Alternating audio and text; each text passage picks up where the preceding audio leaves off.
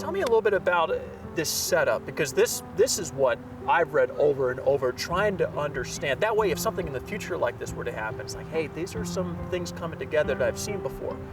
What are some of the things that set up that day? And you talked about it a little bit. To get rain, for a rain shower to develop, you need three things. You know this, you need moisture. And my gosh, we had moisture back then, copious amount of moisture. And we need instability. You need cold air over warm air. And we had that. We had a pocket of cold air aloft and warm air near the surface. We had the instability. And you need a trigger. You need something to kick it off. And we had that. We had a surface trough, and that was the trigger for that event. But we needed something, but even with that, we get rain showers. Oh, you may get an inch. You may get a couple of inches. Right. The rain showers develop over the Black Hills. You've seen it, I've seen it 1,000 times. And then once they develop, they slide off the Black Hills, move out into the prairies. We didn't have that ability on June 9th, 1972. The winds aloft, the steering winds, were not there to push these thunderstorms off the Black Hills. They just sat there. They just sat there. They were going, and the Black Hills themselves, they're not going anywhere. They're sitting there. So we have this copious amount of moisture, this low-level jet coming in from the southeast, and that's something else. Usually at sunset, that begins to weaken. That begins to lessen the input of moisture into these storms.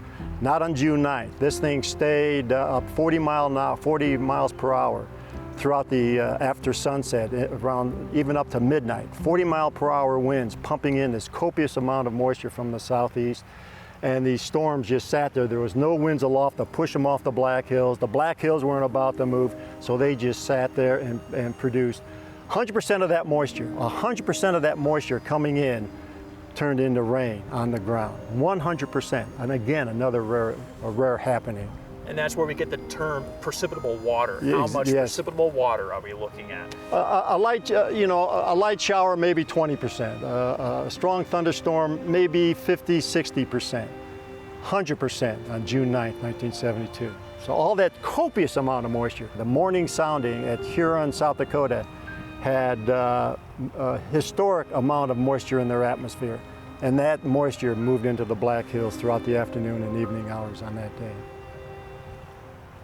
It's hard for me to visualize that, because I understand the parameters you're talking about. Yeah. 16 inches of rain. Yeah. That's almost a year. That's a year's worth of rain. Near Johnson's Siding, they recorded somewhere like 6 inches an hour. Radar recorded 6 inches an hour of rain near Johnson's Siding.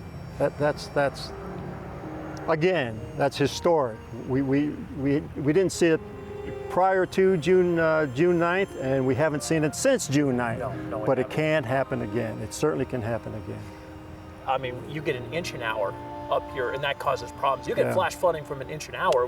Back in 2018, 2019, my first year here, I just remember how much water we got that year. And we're starting to see a little bit of greenery this year too.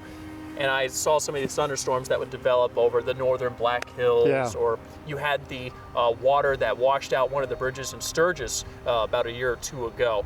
And I'm thinking, man, that's a lot of water. And then I go back and I see how that compares to the 72 flood. We're not even in the same universe. We're not in the same universe, that's right.